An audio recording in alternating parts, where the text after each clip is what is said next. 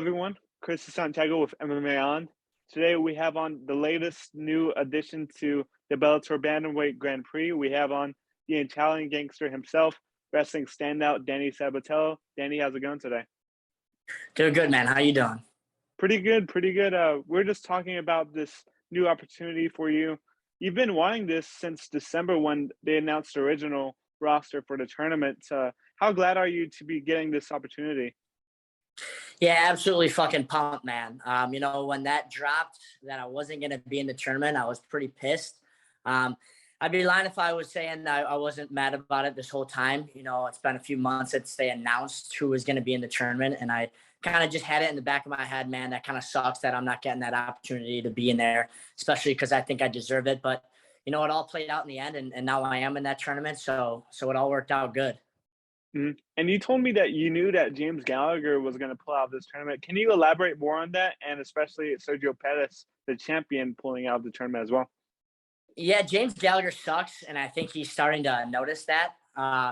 I knew from the start he was going to back out. That's why I've been kind of like training really hard, just because I knew an opportunity was going to arise. I didn't know if it was going to be me or Josh Hill or Barzola to get that last spot, but I knew he was going to back out. He knows he can't compete with the top dogs in this division. And so everyone knew he was just going to back out. He sucks. He fought Patchy Mix, and that fight was just a circus. They were just going for guillotines the whole time. And then with Sergio backing out, I was a little bit more surprised about that. But he is the champ. And I do think that first round matchup kind of scared him because he was matched up with Rafael Stotts, and they were practice partners and teammates. So maybe he thought, I've seen this guy in the room a lot. I can't beat him, so I'm just going to pull out of the tournament. Who knows? I don't know why he backed out, but he did as well. And it's just more opportunity for us guys to get in that tournament.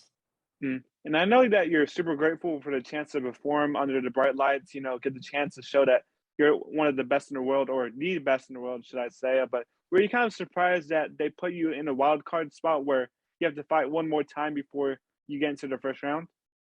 Yeah, I was unsure how it was going to play out just because it's an 8-man tournament. When I first heard that I was possibly going to be in the tournament from my manager, I thought maybe that they were going to extend it to a 16-man tournament. But you know what? It really doesn't fucking matter to me. I got Jornel Lugo April 22nd in Honolulu, Hawaii, and I'm just going to beat the fuck out of him and gain my spot in the tournament. The good thing about this is people that say that I don't belong in the tournament or someone else in a wild card spot doesn't belong in the tournament, we get to go out there and prove that we are. So after I beat the shit out of Jornel Lugo, it's going to prove that I do belong in the tournament. So I think it is fun. It is a 3-round fight. Every other fight after that is 5 rounds in the tournament. But my fight is 3 rounds, and so is Barzola versus Hill. But yeah, it doesn't matter. I don't care that it's quote unquote pigtail match or whatever the fuck you want to call it. I just got to go out there, beat the shit out of Lugo, and then I'm in the tournament and I'll face Higo. And it's kind of funny too, because I believe in our last interview, we also talked about the possibility of fighting Jornel Lugo. I asked him about you. He said he didn't even know who you were. So how glad are you to be getting this opportunity to, make him eat his words, so to speak? Dude, it's fucking awesome to be able to fight Lugo because actually I've been calling him out for years now. We're both from South Florida, so even on the regional scene, I was calling him out. I know he knows who the fuck I am. He just would rather have easy fights and beat guys like Keith Lee and that Moore guy from Ireland. He definitely knows who the fuck I am, and I know he's scared to fight me. We both know I'm better. I anticipate this fight being a little bit different on his end because he might realize he has to knock me out to beat me. I'm just better everywhere on the feet, on the ground, so he might have to get lucky. But you know what? When you get a chance to be the bantamweight champion of the world, you don't really want to duck out of the tournament, even if you know the guy's going to beat you. I applaud Jornel Lugo if he goes along with this fight because in his mind, he might know I'm going to beat him. But, when you get the opportunity to be the champion of the world, you can't duck out and be a bitch like that Irish dude that ducked out of the tournament. But yeah, it's a dream come true matchup just because I'm so much better and I smash him and then I'm on to the next one. Mm-hmm. And from a stylistic standpoint, this seeing how this fight goes, what's your prediction for how this fight plays out? Yeah, I don't want to go out there and finish him inside 1 round. I kind of want to punch the dude. That's kind of my style. I always talk about in interviews how I like dominating my opponents, getting in there and just beating the shit out of them, being in an actual fight, and proving that I'm just the superior athlete. I like the domination aspect of fighting. I think finishes are cool, and don't get me wrong, I'm gonna finish him. I expect myself to finish him in the second or third round, but I think fights should go along a little bit just to see who the better person is. I think in this sport, it's a game of inches, and if you slip up for a little bit, your life can be put out, whether it's a submission or knockout. But when you totally just dog somebody, you know who the better guy is. You know, my last fight against Brett Johns, I just straight dominated him, and we all know I'm better now because I dominated him. We know I'm the better fighter. We know I'm the better mixed martial artist. If I was to just go out there and submit him inside a minute, then, you know, people would be like, oh, maybe he got lucky. Maybe, you know, it was just, he had a good lucky move. The good thing about my style is I beat the shit out of guys. I do finish them, but I beat the shit out of them, and I leave no doubt that I'm the better fighter. So against Jornel Lugo, I want to beat the shit out of him the first round, and I want to scare him, and I want to have it violent. I want to see him bleed before I finish him. So I anticipate second or third round, either submission or knockout. Mm-hmm. And I know you have to focus on Jornel Lugo, but not to look past him. But you know, when you see your side of the bracket, who's the toughest challenge for you? Because I feel like a lot of people might point towards Rafian Sats because of his defensive wrestling against Magomedov. But who do you think is the toughest challenge on this side of the bracket? Yeah, I don't see any competition really at all on this side of the bracket. You know, Higo, I know he's a jiu-jitsu guy, but I don't think that's going to really work too well against my style of grappling. Lugo, I'm just going to absolutely beat the shit out of. And then Archuleta and Stotts, I just don't see them being on my level. I know those guys are predominantly kind of grapplers. Stotts wrestled, Archuleta wrestled. I don't think their wrestling is as good as mine. And maybe if they wanted to keep that fight on the feet, I don't think their stand-up is as good as mine. So it's hard to pick who's going to give me my toughest test. I think they're all kind of in the similar boat. They're competitive, they're good, they're just not as good as me. So, you know, it's tough to answer that question. I don't like to look ahead. You know, you got to take this shit one fight at a time. You know, first up is Jornel Lugo, April 22nd. I do have to beat him. I have to dominate him. And then we move on. And then we look past that. But, you know, as far as right now, again, the sights are on Jornel Lugo, but then I see myself beating the shit out of him, getting to Higo, and I'll beat the shit out of Higo too. You know, that's a 5-round fight. He can't keep up with my pace. I'll dog him. And then I do think it's going to be a good, nice fight between Archuleta and Stotts. I do see Stotts beating Archuleta. And then it'd be me and Stotts in the semifinals. Cool. And then on the other side of the bracket, you have a lot of respect for this person, Kyoji Horiguchi. Have you guys talked at all about competing on this tournament together? Briefly. You know, it's funny because he actually cornered me my first 4 fights. You know, he's my main training partners down here at American Top Team. He's a really good friend of mine. But you know what? I'll fight anybody.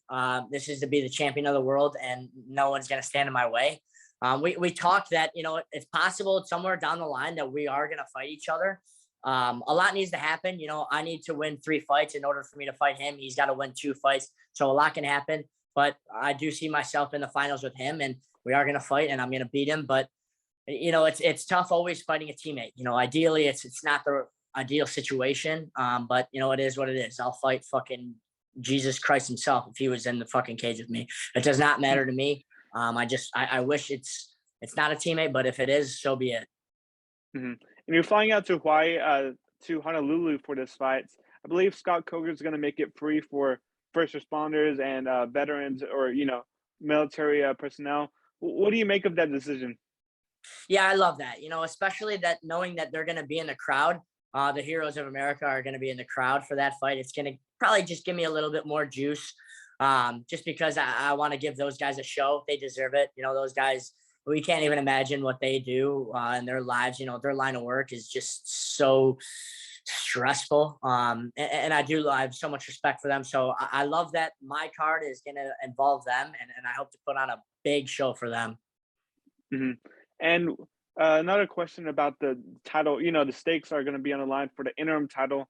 Would winning the tournaments, you know, beating off these guys and winning the interim title hold as much weight as getting the undisputed title from Sergio Pettis?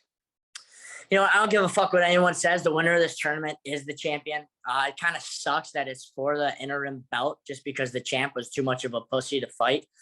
So it doesn't, you know, even if it's not me, which it's going to be me, but if it's not me, the champion of this tournament is the champ. You know, it really should be for the belt. I understand how it's not, because Sergio Pettis is the champion. But man, if you can't make it to the battlefield, then you got to be stripped of your belt. Part of this gig is staying healthy. You know, nobody is 100% healthy. Nobody goes into a fight 100% healthy. We're all banged up. We're all going to be hurt. I'm hurt right now. I'm still going to fight. It doesn't matter. You got to tough through it. Sometimes you call it quits when you're a little bit scared. I don't know if that's the situation for him, but to me, the winner of this tournament is the champion, is the bantamweight Bellator champion of the world. Mm-hmm. And not only will they be the Bellator champion of the world by the end of this tournament, but they'll also be a millionaire. And, you know, obviously, I feel like you're more focused on the title than the money. But should you get that money, what's going to be your first big purchase? You know, I don't really like to think about that too much. You know, I'm not a guy that cares a whole lot about money. I'm not going to lie. $1 million is sweeter than not getting $1 million. But I just want to be the best fighter in the world. You know, a lot of people are millionaires out there in the world, but there's only one Bellator bantamweight champion, and that's what I'm chasing. The money's always great. The money is cherry on the cake. You know, it's really good. Yeah, I'd be lying if I said I didn't think about that. But you know, my eyes are set about being the baddest dude on the planet, being the best fighter on the planet, and it's getting that belt. You know, I don't care if it's for a fucking dollar or $1 million. It doesn't matter. I'm coming for the fucking belt, and that's all I give a shit about. Mm-hmm. And Peter Yan's one of the best fighters in the world at bantamweight as well. Obviously, with him not having cornermen for his fight, I know he has some ties to American Top Team. Have you heard anything about who might be cornering for that fight? Maybe somebody from ATT? Yeah, I'm not too sure. He did do one of his camps at American Top Team, and I've gotten to train with him a little bit. I think he was there for a few months.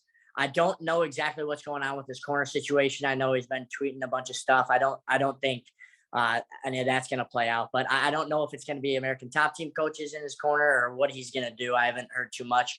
Honestly, right now, I'm just focused on April 22nd and Jornel Lugo. Mm-hmm. And not to take too much time off of Jornel Lugo, but what do you think about this situation between Jorge Masvidal, your teammate, and Colby Covington? Man, if you know Masvidal, you knew this day was going to come. That's a guy that, you know, he's not going to take that type of stuff. And it's just unfortunate because I feel like Masvidal warned him. You know, Colby's a guy that likes to talk trash. He might take it too far sometimes. You know, it is whatever you think. But Masvidal said, man, you better watch it when you get into talking about my kids and that. And Colby didn't. So, you know, that's just the consequences that you have to have. It sucks that he's being a bitch and pressing charges. I can't even comprehend that. But yeah, it's just a whole unfortunate situation because I feel like it could have been avoided. I think there are borders and lines that you don't cross, but if you are going to cross them, you need to be ready to face those consequences. And let me tell you, Jorge Masvidal is the dude that you are going to face those consequences. I don't feel like this is even close to being over. And Masvidal's book, that's not a guy that you kind of want to piss off. And he's definitely a street guy. It's so unfortunate that it had to happen, you know, because, you know, you could talk your trash and all that. But I do think that there's a line and Masvidal warned him. So, you know, he got what he deserved.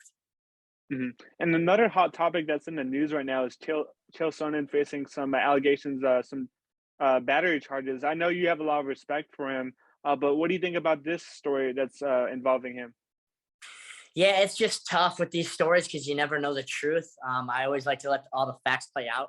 You know, a lot of times with these stories, it's a roller coaster ride. You have one view and you read something, and then, you know, the next day you read something else and you have a totally different view. I don't really know too much on the topic. I read a little bit about it just because I want to know about it a little bit, but it just seems like we don't have all the facts yet. It sucks that he has to go through this. And, you know, if he is guilty of doing something wrong, then, you know, he should face the repercussions for it. But, you know, let's let all the facts play out before we jump to any conclusions. You really never know what actually happened that night or any of that. I'd like for everything to come out first before we can actually even jump to conclusions. For sure, for sure. And last question for you. I know this tournament might take a while to conclude since, you know, given the wild card fights and how the scheduling goes, but how many fights do you see yourself fighting within this tournament this year or maybe even next year? Yeah, 4 fights this year is what I'm seeing. So I have Jornel Lugo April 22nd. I would imagine then I would have Higo not too long after that. I know they want to bang these out. They don't want to just keep drawing them out because it kind of like takes away the momentum of the fucking tournament. So I would imagine that I would have Higo maybe in June or July. And then I probably would have Stotts, Archuleta after that. And I see the finals maybe being in December before the end of the year. So that would just mathematically make it for this year. I do see them having the final fight before the end of the year. I'm hoping that happens. You never know. Sometimes they do draw out and drag on, but I don't see that being the case here. I think, especially with me, because I'm going to keep winning. I'm not going to make excuses and postpone fights. I'm not going to say I'm hurt and need more time. It's just not what I do. I'm going to fight hurt. It doesn't matter to me. So 4 fights this year in a championship. Mm-hmm. If you go 4-0 in 2022, like you make a very strong case of being the fighter of the year, not just for Bellator, but for MMA in general. Would you agree with that? Yeah, absolutely. And it's just kind of frustrating because I think it's been a long time coming. That big Brett Johns win was almost 11 months ago. It was 10 months ago. It will be 11 when I fight Jornel Lugo. I feel like I gained some momentum and had some people talking about me and people recognizing how good I am. But that the past is the past, and I haven't fought in a while. That's unfortunate because I'm a very active fighter. Before that, I love fighting. I don't like to make excuses. I don't like pulling out of fights. I don't miss weight. I don't do any of that shit. I like to fight. So I do think, if you go 4-0, especially in this deep division in Bellator, then I should be the fighter of the year because I do think the Bellator bantamweight division is the best division in combat sports. Oh, yeah. It's just so deep, and each fight that I'm going to have in this tournament is going to be a massive fight because everybody's so good. So I think the winner of this tournament should be the fighter of the year, and I think it will be me, and I'll go 4-0. Mm-hmm. Well, I think that's all the questions I have, Danny. Just thank you again for the time and the opportunity to talk to you. What message do you have to send to the fans of the Italian Gangster? Let's strap up because they're in for a show. This is going to be one fucking hell of a tournament, and I'm coming for everyone's fucking head. Awesome. Thanks so much, Danny. Appreciate the time. Thank you, bro. Yep.